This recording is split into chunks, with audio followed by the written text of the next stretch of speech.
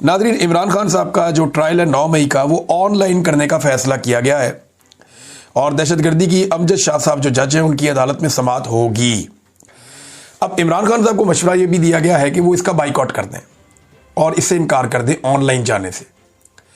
वो कहे ठीक है, मुझे अदालत में लेकर जाओ, और इसके लिए प्रेसिडेंट्स मौजूद हैं। शहजाद अकबर और दीगर कई और लोग हैं जिन्होंने कोशिश की कि वो ऑनलाइन पेश हो सकें अदालत में, तो उन्हें मना कर दिया गया, उन्हें ये इख्तियार नहीं दिया गया। नहीं जी नहीं, आपको आना ही पड़ेगा। उन्होंने कहा हम तो पाकिस्तान नहीं आ सकते, हमारी जान खतरे में। लेकिन उन्हें मजबूर किया गया कि आप आएंगे नहीं तो आप फारिग हैं, इश्तिहारी कर दिए, फारिग कर दिए। अब इमरान खान साहब क्योंकि गिरफ्तार हैं और उन्हें कह रहे हैं जी आपको ऑनलाइन लेकर आएंगे, तो इमरान खान साहब को यह मामला उठाना चाहिए कि खुली अदालत के अंदर यह केस चलाया जाए और मुझे खुली अदालत के अंदर पेश किया जाए जज के सामने। मैं तो अवेलेबल हूं।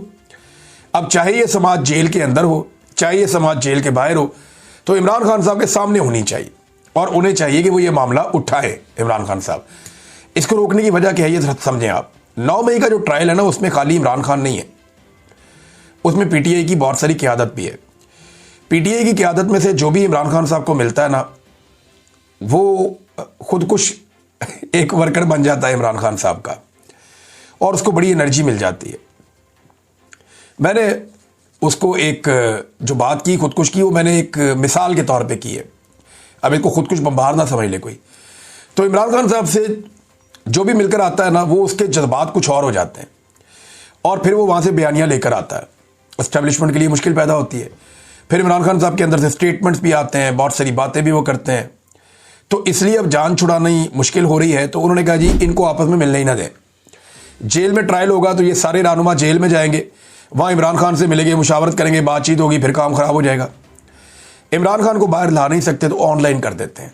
वो इमरान खान साहब को ऑनलाइन अब इसके अंदर पेश करने का फैसला किया गया। तो इमरान खान साहब के पास ये इख्तियार है कि वो इससे इनकार कर दें और वो ये कह दें कि जनाब मुझे मेरा हक दिया जाए और ओपन कोर्ट के अंदर मेरा ट्रायल किया जाए। ये कोई तरीका नहीं है कि मुझे ऑनलाइन, हालांकि मैं दस्तयाब हूँ, मैं तो गिरफ्तार हूँ। देखिए, इससे पहले इमरान खान साहब को जब गोलियाँ लगी थी और जब उनकी जान खतरे में थी, तो इमरान खान साहब की वकला ने कई मरतबा कहा अदालत को कि मैं ऑनलाइन पेश हो जाता हूँ, मैं अपने घर से लैपटॉप लगा के ऑनलाइन पेश हो जाता हूँ, मेरी जान को ख़तरा है, ज़ख्मी भी हूँ। लेकिन अदालत बज़िद थी कि नहीं नहीं, बनफ़्से नफीस इमरान खान साहब खुद अदालत में आकर पेश हों, तब उन्होंने ज़िद की। लेकिन अब इमरान खान साहब को ये मामला उठाना चाहिए और वो तमाम मिसालें सामने रखनी चाहिए। नाज़रीन, एक ड्रोन हमला हुआ है बलूचिस्तान में, इंतहाई अफसोसनाक वाक़या मैं आपके साथ शेयर कर देता हूँ। ये समीदीन बलोच साहिबा ने इसको ट्वीट किया। उन्होंने कहा जी ये तस्वीर किसी कश्मीर या फ़लस्तीन में होने वाले जबर और आम शहरियों पर बमबारी की नहीं है, बल्कि बलूचिस्तान की है। ये एक ड्रोन हमले का नतीजा है जो कल बलूचिस्तान के शहर खुजदार जहरी में हुआ। इस हमले में एक ही ख़ानदान के 4 अफराद, जिनमें 2 औरतें भी शामिल थीं, जिन्हें खाक और खून में नहला दिया गया। अब ये कितना अफसोसनाक वाक़या है कि पाकिस्तान के अंदर ख़वातीन के ऊपर भी ड्रोन हमला हो जाता है, वो बड़ा अनफॉर्चुनेट है। ये ड्रोन हमले इमरान खान साहब बार बार कह रहे हैं कि इनको रोकना चाहिए, इससे दहशतगर्दी में इजाफा होता है, कमी नहीं होती। लेकिन लगातार पाकिस्तान में ड्रोन हमले हो रहे हैं।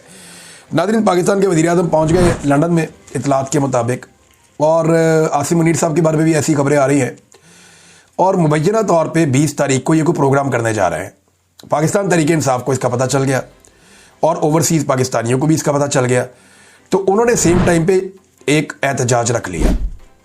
मैंने आपको बताया था ना कि एक एक बंदा चुना जा रहा है, एक एक बंदा फाइनलाइज किया जा रहा है, ताकि एक सियासी माहौल पूरा बनाया जा सके और 400-500 बंदे इकट्ठे करके अपनी पावर शो करने की कोशिश की जाए एक बंद माहौल में, जहाँ पे आसिम मुनीर साहब मुबैना तौर पे और शहबाज शरीफ साहब मौजूद होंगे। भी कंफर्मेशन नहीं है, लेकिन प्रोग्राम ये कर रहे हैं और कोई इन्विटेशन मेरी नज़र से गुजरे हैं जो व्हाट्सएप में कहीं गर्दिश भी कर रहे थे, मैंने वो देखा भी है। उसमें बड़ी सख्त शराइत रखी गई हैं, मोबाइल नहीं ले जा सकते आप जनाब, आपको प्रॉपर चेक किया जाएगा, बहुत सारी चीज़ें इन्होंने इसके अंदर शामिल की हैं। लिहाजा वो जो प्रोग्राम है उसके खिलाफ पाकिस्तान तहरीक-ए-इंसाफ ने भी अपना पोस्टर जारी कर दिया है। ज़रा ये पोस्टर अगर आप देखें तो आपको आइडिया हो जाएगा कि तहरीक-ए-इंसाफ या ओवरसीज़ पाकिस्तानियों के दिमाग में क्या चल रहा है। इस पोस्टर पे लिखा हुआ है कि 20 सितंबर को सैटरडे को 3 बजे एक एहतजाज करने जा रहे हैं और ऊपर आसिम मुनीर और इमरान खान की फ़ोटो बनाई हुई है। यानी ये मुकाबला ओवरसीज़ पाकिस्तानियों के मुताबिक आसिम मुनीर और इमरान खान के बीच में है। ये इन दो लोगों के बीच में ये मुकाबला है, और बाकी किसी सियासतदान की फ़ोटो नहीं है, शहबाज शरीफ की, मरियम की, नवाज शरीफ, कोई खाते में ही नहीं है। उन्हें पता है इस वक्त इक़्तिदार आसिम मुनीर साहब के पास है, तो उनके खिलाफ किया है। आसिम मुनीर साहब के ऊपर उन्होंने क्रॉस लगाया हुआ है, और नो एक्सटेंशन नो डिक्टेटर उन्होंने ये लिखा है पाकिस्तान तहरीक-ए-इंसाफ ने, और 20 तारीख को ये एहतजाज करा। अब ये तहरीक-ए-इंसाफ का एक बड़ा इम्तिहान भी होगा, और ओवरसीज़ पाकिस्तानियों का भी। इससे पहले वो बहुत बड़े बड़े मुजाहरे करते रहे हैं यहाँ बरतानिया में, लेकिन सवाल ये, और इसमें एक और चीज़ जो इन्होंने लिखी वो बड़ी इंपॉर्टेंट है।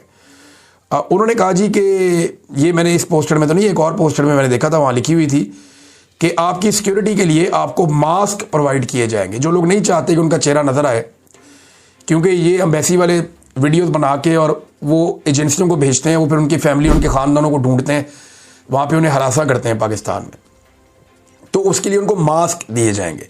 मैंने पता किया तो पता चला कि इमरान खान साहब के चेहरे के मास्क हैं जो उनको पहनाए जाएंगे, और लोग वहाँ पे एहतजाज करने के लिए आ जाएंगे। अब ये नाज़रीन इस वक्त सिचुएशन है। तो आसिम मुनीर साहब के खिलाफ एहतजाज 20 तारीख को एम्बेसी के बाहर जो है वो किया जा रहा है। पाकिस्तान एम्बेसी जो है लंदन में, वहाँ पे इन्होंने फ़िलहाल अभी तक जो प्रोटेस्ट का एरिया बताया है वो यही है, हाई कमीशन पाकिस्तान का जो है उसके बाहर ये एहतजाज किया जाएगा। तो तहरीक-ए-इंसाफ के लिए बड़ा इम्तिहान ये है कि अंदर बंदे ज़्यादा हैं या बाहर बंदे ज़्यादा हैं।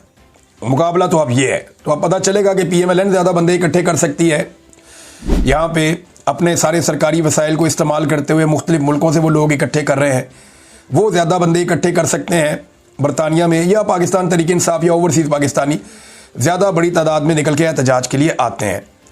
नाज़रीन, एक और बड़ी अजीब खबर जो कल हुआ वाक़या पाकिस्तान में, हैरान कुन है कि एक दिन के लिए सिर्फ फैसला आया जस्टिस बाबर सत्तार साहब का, और वो इंसाफ पर मबनी फैसला था, जिसमें एक मेजर जनरल हफीजुर रहमान साहब को, जो चेयरमैन PTA गलत तरीके से लगाया गया, उन्हें फारिग कर दिया गया, मुअत्तल कर दिया गया, और वज़ीर-ए-आज़म को कहा गया जी आप नया लगाएं। तो आज जनाब उस फैसले की औकात ये है, यानी एक हाई कोर्ट के जज के फैसले की औकात एक रिटायर्ड जर्नैल के सामने कख भी नहीं है, और आज जो है 24 घंटे के अंदर अंदर उन्हें वापस बहाल कर दिया गया। ये है नाजरीन इस मुल्क में निज़ाम इंसाफ की हालत, और इस्टेब्लिशमेंट ने तय कर लिया है कि जजों को भी तुन दो, इदारों को भी तुन दो, अवाम को भी बेड़ा गर्क करके रख दो, सियासी जमातें फारिग कर दो, पार्लियामेंट की कोई औकात नहीं है। इस वक्त इस्टेब्लिशमेंट ने पूरे मुल्क के ऊपर जबरन कब्जा कर लिया। रूल ऑफ लॉ नाम की कोई चीज़ नहीं बची। इस मुल्क में कौन इन्वेस्टमेंट करेगा? अब ले दे के हमारे पास सिर्फ फौज रह गई है जो हम ऑफर कर सकते हैं और कुछ नहीं कर सकते। या उनके हरकारे हैं, उन्होंने बहुत मजाक उड़ाया था और उन्होंने कहा जी कि ये गलत कर रहे हैं, इनसे कोई काम नहीं हो रहा, ये संभाल नहीं पाएंगे। अगले वीलॉग में आपको बताऊंगा। अब तक के लिए इतनी, अपना ख्याल रखिएगा, अपने चैनल का भी। अल्लाह हाफ़िज़।